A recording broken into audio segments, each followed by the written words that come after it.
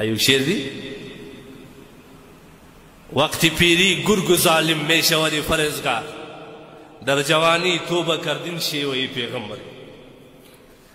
دا لیوه چې کله ضعیفه سي عمر ډېر پرتې سي غاښونه یې ووځي هلته آرام ناسي رمه چې تېرېږي وایي سلام دې زموږ سي انډوالې د بالا د کار دین ده ځواني یې تېره کړې ده هېڅ شی نشته د کار هېڅ شی نه دی که هغه ځواني وایي ده به د هغې پرېښوی در جوانی توبه کردین شیوه پیغمبر په دغه ځوانۍ کې په دا خواهشاتو کې په دا توره ښایسته ږیره کې په دا اورین مخ باندې د الله تبارک وتعالی د خوف او د ویرې د پښیمانۍ اوښکې را روانې الله وایي د دې قیمت زه نه لرم تا ځواني نمبر چیش تېره کړه الله اول پوښتنه د قیامت په ورځ دا کوي ما خو تا ته ځواني در کړې و طاقت فیما افنا په څیش کې دې فاني کړې ده ځواني چیرې دې تېره کړه تا یو لمونځ په جومات کولی شې یا مصروفه وم والله خو د بل په مزدوري اخته وم څه مې کړی وی های افسوس نن زموږ سره د آخرت یاد ډېر کم دی عزیزانو د خدای ریو ومني آخرت په یاد ساتئ که چیرې زموږ د معاشرې د کسانو آخرت یاد وي بیا به پر دنیا باندې غټ جرایم هېڅوک ونه وي ستا څه خیال دی شرابي چې شراب څکي شاوخوا وګوري هېڅوک نشته د شرابو پیاله یې خولې ته پورته کړه د دې ظالم په لاس کې چې د شرابو پیاله ده که دغه ظالم سره د خدای خوف او ویره ورسره وایي نږدې به شراب نه وڅکي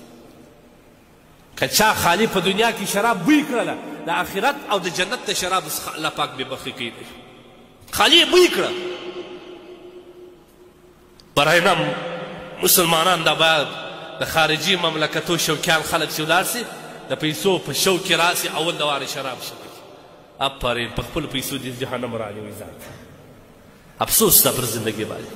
اوس هم ډېر خلک د خارج د مملکتو خواهش کوي راسه زما څه پوښتنه وکړه زه په تا خالي د واټساپ د لارې 10 پیغامه واورم د سترګو اوښکې به دې پر مځکه باندې څڅېږي چې هغه کسان هلته څومره په تکلیف دي د فرانس څخه بله ورځ درو ځوانانو ما ته پیغام پرېښوي چې مفتي صاحب دغه افغانان راغلي دي اړولي دي اوس یې باقاعده د فیسبوک د سوشل میډیا پیجونه ور جوړ کړي دي مرتد دي نور مسلمانان ارتداد ته اړوي افغانان دي پښتانه دي د الله پر ذات اعتراضات کوي پر قرآن اعتراضات کوي پر محمد رسول الله اعتراضات کوي دا چې د خارج مملکت پایله ده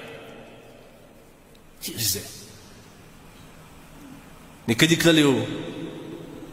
ستا خو هغه ملک دی چې د پیړۍ پیړۍ سره اسلام راغلی دی ته د اسلام ملک نه تښتې بل ملک ته روان دی ستا عقیدې ته تاوان رسېږي واوره ستا نوی نسل به بیا ډېر په ډېر سخته تباهي اخته وي لږ را مخته سي خلکو ته ځای ورکړي ستا نوی نسل به بیا ډېر په تباهي باندې اخته وي په غټ مشکلاتو کې به بیا اخته وي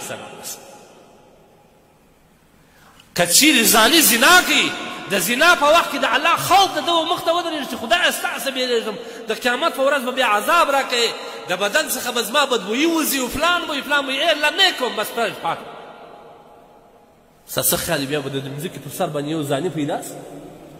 دا زموږ په پښتنو سیمو کې هم دا زیات دی اوس د زنانو سره باقاعده پلرو ټلیفونونه ورکړي دي یا خاوند ټلیفون ورکړي دي دا د یو غټه فتنه په لاس ورکړي ته خو ځان ماډرن نه بولې یار زما ماډرنوالې خو نه داري چې په دا 2023 کې باید زما د ښځې او مېرمن سره هم یو ټلیفون وي زه زنګ ورسره وم صحیح ده د دې پایلې ګوره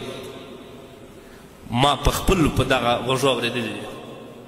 چې زموږ ښځه په دغه علاقه کې شادي شده